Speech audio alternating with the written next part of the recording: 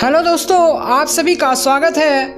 आज बात करते हैं संघीय मंत्रिपरिषद और प्रधानमंत्री, यानी कि भारत का जो संघ का मंत्रिपरिषद है और प्रधानमंत्री, उनकी बात करते हैं। तो मंत्रिमंडलीय शासन प्रणाली की शुरुआत ब्रिटेन से हुई है। काफी महत्वपूर्ण है कि जो मंत्रिमंडलीय शासन प्रणाली की जो शुरुआत हुई थी वो ब्रिटेन से हुई थी, जहां 1688 की क्रांति के बाद 5 मंत्रियों की नियुक्ति की गई, जिन्हें केबल कहा गया, CABL, केवल उन्हें कहा गया। जबकि भारत में इसकी जो शुरुआत हुई थी 1861 में जो है इसकी शुरुआत हुई थी।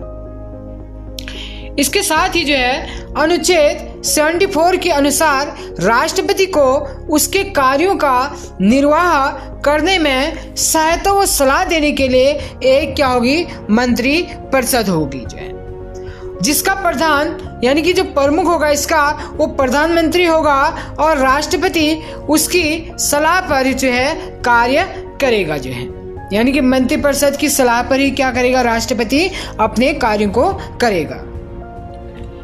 इसके बाद संसदीय शासन प्रणाली के अंतर्गत राष्ट्रपति देश का प्रमुख होता है, लेकिन उसके पास नाम मात्र की शक्ति निहित होती है। जबकि जो है जो वास्तविक शक्ति होती है वो किसके पास निहित होती है, वो होती है भारत के मंत्रिपरिषद के पास है। काफी महत्वपूर्ण है कि काफी बार ये क्वेश्चन पूछा जाता है कि किसके पास जो है वास्तविक शक्ति जो है संसदीय प्रणाली की होती है, तो वो किसके पास होती है, मंत्रिपरिषद के पास होती है। जबकि नाम मात्र की राष्ट्रपति के पास शक्ति निहित होती है। इसके बाद मंत्रिपरिषद का जो गठन होता है, किस प्रकार से मंत्रिपरिषद का गठन होता है जानते हैं। मंत्रिपरिषद का जो गठन होता है मुख्यतया कैबिनेट मंत्री, राज्य मंत्री और उप मंत्री, 3 प्रकार के मंत्रियों के द्वारा, समूह के द्वारा जो है सामूहिक रूप से जो है मंत्रिपरिषद का क्या होता है, गठन होता है। जिसमें जो है प्रमुख या जो है मंत्रिपरिषद का जो प्रमुख होता है वो कौन होता है, प्रधानमंत्री। जैसे आपको जो है पहले आपका जो है जो केंद्रीय होता है, यानी कि केंद्र में कौन होता है, प्रधानमंत्री होता है, और उसके जो है उसके केंद्र के जो प्रधानमंत्री के बाहर होता है उसमें कौन से मंत्री होते हैं, कैबिनेट मंत्री होते हैं। और कैबिनेट मंत्री के बाद कौन से होते हैं, राज्य मंत्री होते हैं, और उसके बाद कौन होते हैं, उप मंत्री होते हैं। जानते हैं इनके बारे में विस्तार से। मंत्रियों के प्रकार, यानी कि जो मंत्रियों का विभाजन किया गया है किस प्रकार से किया गया है। पहला है कैबिनेट मंत्री, राज्य मंत्री और उप मंत्री। जानते हैं कैबिनेट मंत्री होते कौन है। कैबिनेट मंत्री जो है भारत के प्रशासन की सर्वोच्च इकाई है। कैबिनेट मंत्री कौन है, भारत के प्रशासन की सर्वोच्च इकाई है। यही सरकार की नीतियों का संचालन करते हैं तथा इसके सदस्य अपने विभागों के क्या होते हैं, अध्यक्ष होते हैं। कोई भी विभाग जैसे बनता है तो उसका जो अध्यक्ष होगा वही क्या कहलाएगा, कैबिनेट मंत्री कहलाएगा। इसके बाद जानते हैं राज्य मंत्री। राज्य मंत्री कौन होते हैं। राज्य मंत्री एक जो है क्या होता है, स्वतंत्र प्रभार होता है। 2 प्रकार के राज्य मंत्री होते हैं, एक होता है स्वतंत्र प्रभार और दूसरा होता है आपका कैबिनेट के जो अधीन होते हैं।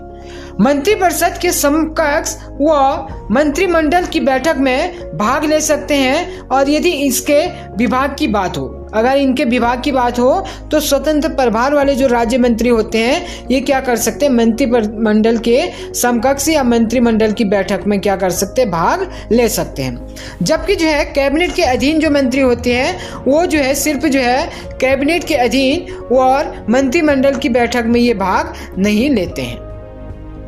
तीसरी बात करते हैं, तीसरे मंत्री है उप मंत्री।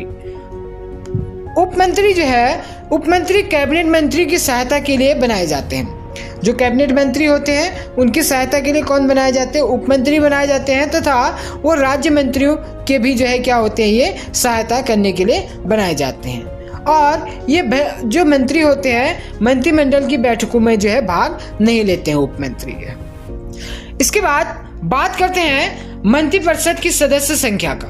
मंत्रिपरिषद के संविधान में मंत्रिपरिषद की सदस्य संख्या निश्चित नहीं की गई थी, किंतु 91वें संविधान संशोधन 2003 के माध्यम से यह प्रावधान किया गया कि मंत्रिपरिषद में प्रधानमंत्री सहित जो है जो सदस्यों की कुल संख्या होगी वो लोकसभा के कुल सदस्यों का कितना होगा, 15% होगा, उससे अधिक नहीं होगा।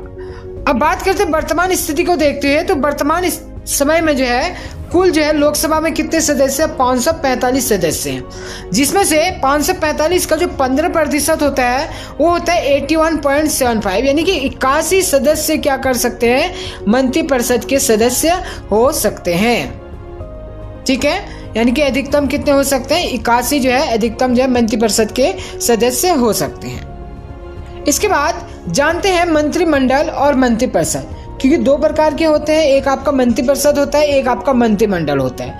मंत्रिमंडल जो होता है यह एक छोटा निकाय होता है, इसमें केवल क्या होता है, कैबिनेट स्तर के मंत्री भाग लेते हैं तथा कैबिनेट बैठक में भी केवल जो है कैबिनेट मंत्री ही भाग लेंगे और वही वहां पे आएंगे जो है। ठीक है, ये थे मंत्रिमंडल।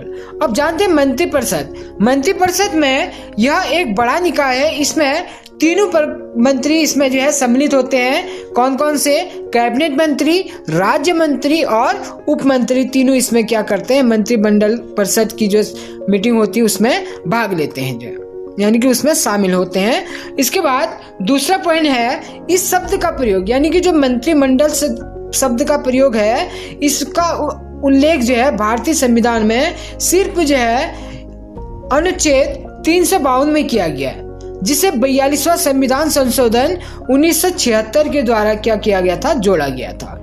वहीं मंत्रिपरिषद की बात करें तो मंत्रिपरिषद में संविधान में मुख्यतः मंत्रिपरिषद शब्द का प्रयोग हुआ है। यह मंत्रिमंडल के निर्णयों को क्या करती है, लागू करती है। थर्ड पॉइंट की बात करते हैं, यह वास्तविक रूप से मंत्रिपरिषद की शक्तियों का प्रयोग करती है और उसके लिए कार्य करती है, जबकि जो है मंत्रिपरिषद क्या होता है, यह सामूहिक रूप से लोकसभा के प्रति क्या होता है, उत्तरदायी होता है। एक काफी महत्वपूर्ण नोट है कि जो राष्ट्रपति नीलम संजीव रेड्डी ने पहली बार 1971 में प्रधानमंत्री चौधरी चरण सिंह जी को अपने निर्णय के अनुसार जो है प्रधानमंत्री नियुक्त किया था जो है। ठीक है, ये अधिकार जो है राष्ट्रपति ने अपने पास उस समय पे नीलम संजीव रेड्डी जी ने लिया था। अब बात करते हैं शपथ। मंत्री की जो शपथ होती है कौन दिलाता है, पद ग्रहण करने के पश्चात प्रधानमंत्री सहित प्रत्येक मंत्री को अनुसूची 3 के तहत राष्ट्रपति जी के समक्ष पद और गोपनीयता की शपथ लेनी होती है। प्रधानमंत्री यानी कि प्रत्येक मंत्री को जो है पद और गोपनीयता की अलग अलग शपथ इसमें दिलाई जाती है।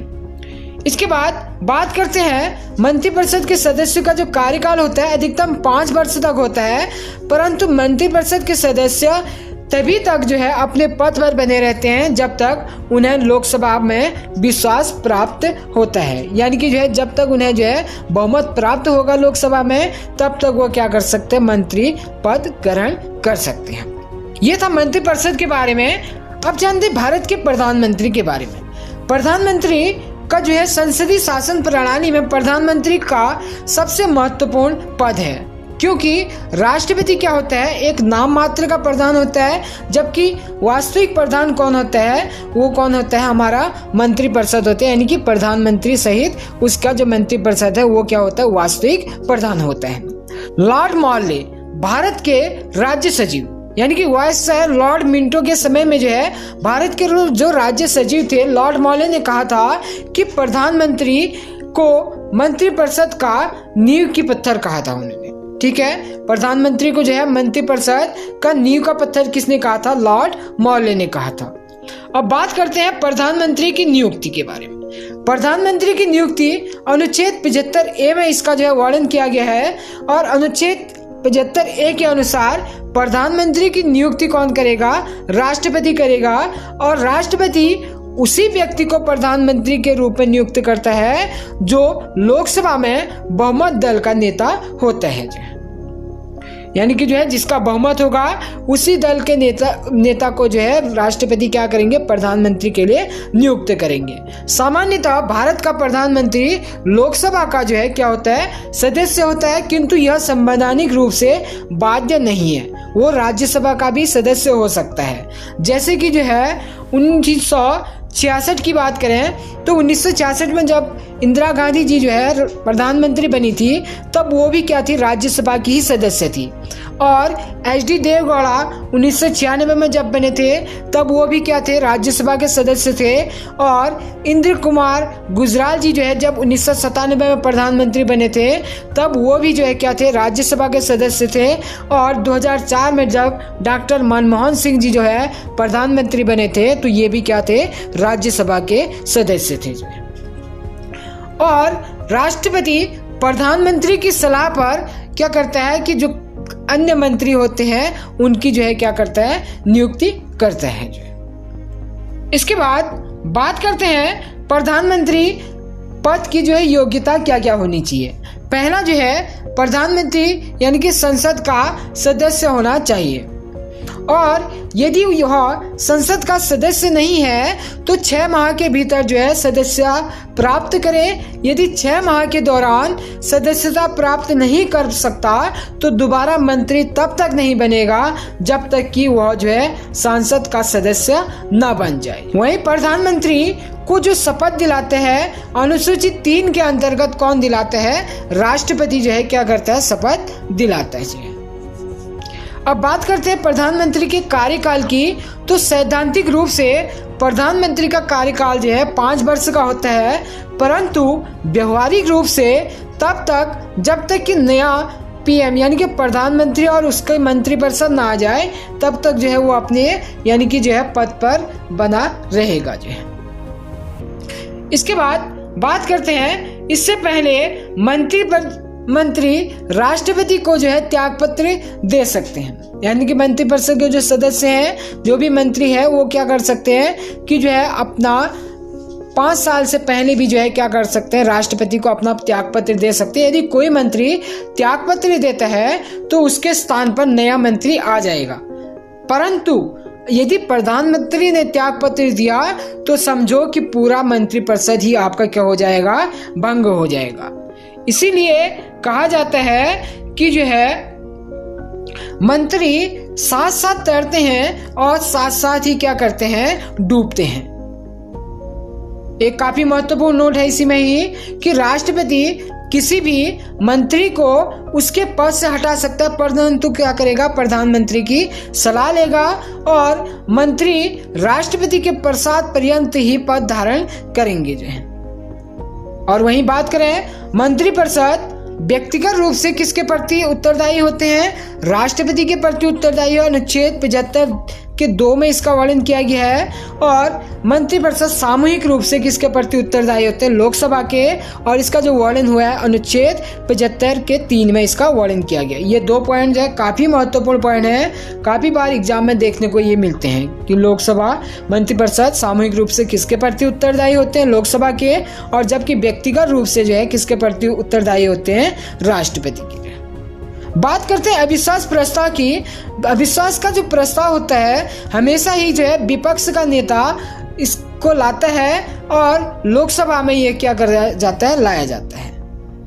यदि पारित हो जाए तो प्रधानमंत्री वो मंत्रिपरिषद भंग हो जाएगी। और भारत में परंपरा के अनुसार, और भारत में जो है परंपरा जो चली आ रही है उसके अनुसार, यदि अविश्वास प्रस्ताव के कारण सरकार गिर जाए तो सरकार बनाने का मौका किसको दिया जाता है, विपक्ष के नेता को सरकार बनाने का मौका दिया जाता है। और कोई प्रधानमंत्री कितने दिन में बहुमत साबित करेगा, यह निर्धारण कौन करता है, राष्ट्रपति इसका निर्धारण करता है। बात करते हैं प्रधानमंत्री के कार्य की। प्रधानमंत्री के कार्य क्या क्या है। पहला कार्य है कि उसके जो है क्या करता है, विभागों का बंटवारा करते हैं। दूसरा, मंत्रिपरिषद और राष्ट्रपति के बीच जो है कड़ी का कार्य करता है। और थर्ड होता है मंत्रिपरिषद की बैठकों की अध्यक्षता व मंत्रिमंडल के सभी कार्यवाहियों का संचालन भी कौन करता है, प्रधानमंत्री करता है। और इसी के साथ ही विदेश नीति का निर्धारण भी प्रधानमंत्री जी द्वारा किया जाता है। केंद्र सरकार का मुख्य वक्ता किसे कहा जाता है, प्रधानमंत्री जी को कहा जाता है। और इसी के साथ ही जो है आपातकाल के दौरान राजनीतिक स्तर पर आपदा प्रबंधन का प्रमुख भी कौन होता है? राष्ट्रपति होता है। और महत्वपूर्ण अंतर्राष्ट्रीय सम्मेलनों में राष्ट्र का प्रतिनिधित्व के रूप में भाग लेते हैं कौन? प्रधानमंत्री। वहीं बात करें कि इनके पास कौन कौन से पद यानी कौन कौन से ऐसे विभाग हैं जिनके ये अध्यक्ष होते हैं। पहला है नीति आयोग, दूसरा राष्ट्रीय सुरक्षा आयोग, तीसरा अंतरिक्ष आयोग, चौथा राष्ट्रीय एकता परिषद और पांचवा अंतर्राष्ट्रीय परिषद। इसके अतिरिक्त भी जो है इनके पास कई विभाग रहते हैं जिनके पदेन अध्यक्ष होते हैं। एक महत्वपूर्ण नोट है इसी में, कह सकते हैं इंपॉर्टेंट है, किचन कैबिनेट।